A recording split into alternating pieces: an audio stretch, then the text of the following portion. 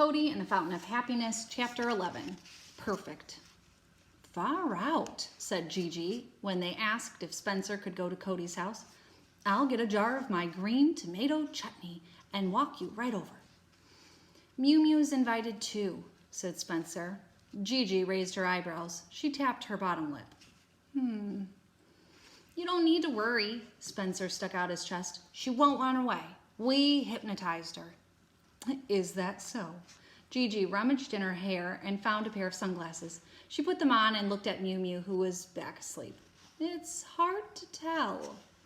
The lining of your gut replaces itself every 3 days, said Spencer. You never know what new talents you might develop. I can't argue with that, said Gigi. Tell you what, let's put her in the cat carrier. You could smell Cody's house half a block away. Dad had his big smoker fired up. He took his hat off Cody's head and put it on his. Then he took it back off and tipped it to Gigi. He said he'd heard all about her, and the next time she was having a dance party, he wanted to come. Mom invited Gigi to stay for the barbecue, but Gigi said it was nice for Spencer to do something all grown up and independent. And Mom said, she got it. Then they exchanged smiles of a secret, grown-up understanding, and Gigi went home. Overhead, the sun was a big yellow beach ball on a bright blue blanket. Cody set Mew Mew's carrier in the shade of the maple tree.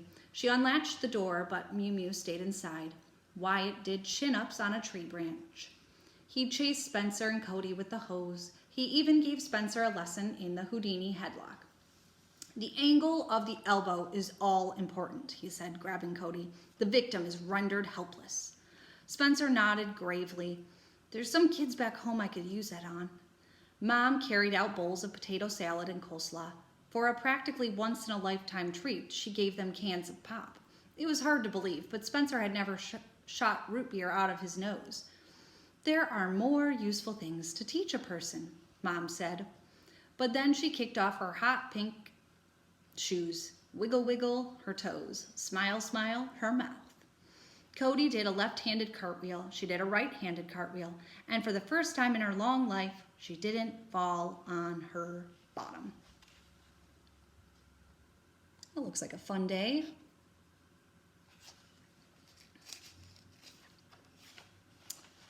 These are days that should never be. And then there are days that, if only they could go on forever.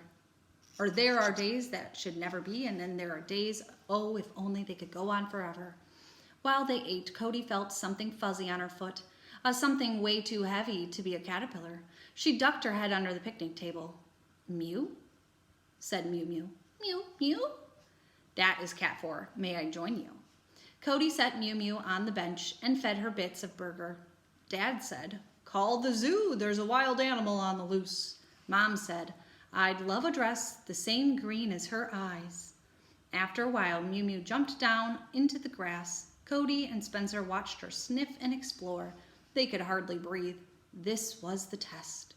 What if something scared her? Would she run? Mew Mew tender-footed her way toward the maple tree.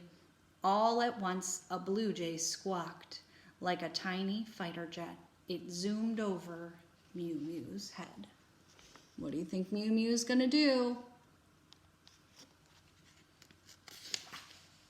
The cat coiled tight, a big furry ball in a slingshot.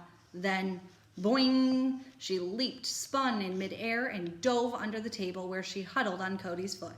Cody looked at Spencer. Spencer looked at Cody.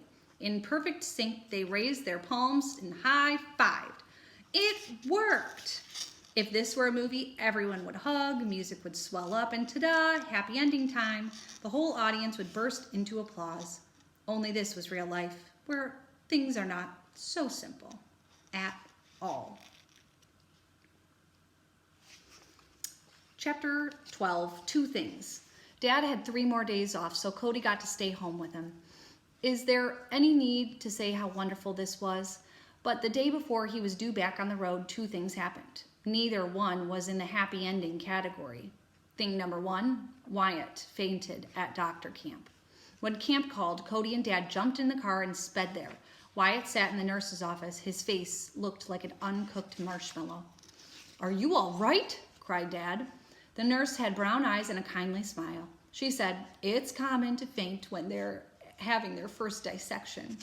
At the word dissection, Wyatt leaned his head against the wall.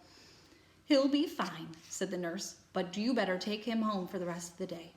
In the car, Wyatt sat with his eyes closed. Cody knew what dissection was. She'd watched her brother do it online. You cut open a once alive creature and then you remove its internal organs. Watching made her stomach feel like a blender on high. But if she ever said, "Ack," or "Ick, this is gross," Wyatt would call her faint-hearted, weak-kneed, a girl. "What did you dissect?" Cody asked from the back seat. "An earthworm," croaked Wyatt. Cody gulped. Worms were not in her top 10 of the animal kingdom, but still. "I would never do that." "Surgeons have to do it," said Wyatt. "If you can't dissect, you can't be a surgeon. End of story." This was bad news, all right. Dad cleared his throat. "Some grown-ups give so much advice you don't need to listen. You can be sure plenty more is on the way soon." But not Dad. His advice was rare and precious as golden coins. "Wyatt, when I drive my rig down that lonesome highway, I pay attention to what's in front of me," he said. "But at the same time, I keep my eyes on what lies up ahead. I see the big picture." Said Wyatt. "Okay." "It's the same on the road of life," Dad went on. "You have hit a pothole here. You have hit a traffic jam, but you can't focus on that. The road stretches before you. Keep your eyes on the many miles that lie ahead." He pulled up in front of the house and said he was going to the grocery store.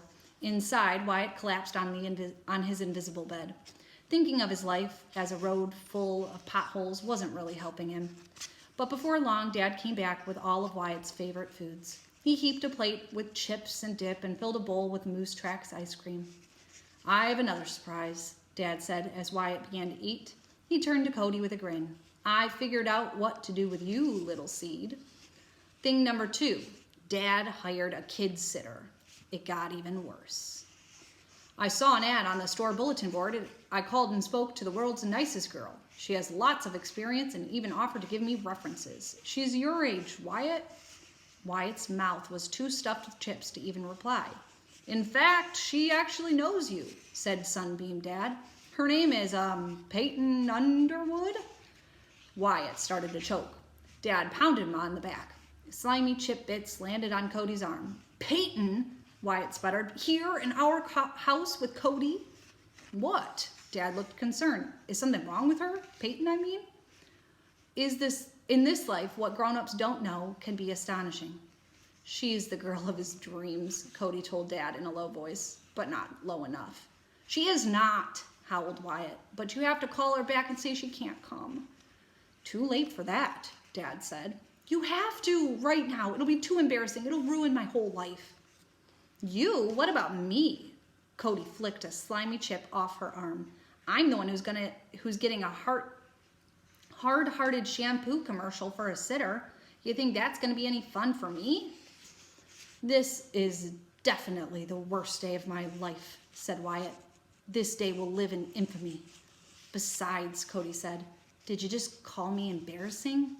"Is the sky blue?" said Wyatt. "Do bears poop in the woods?" That means obviously.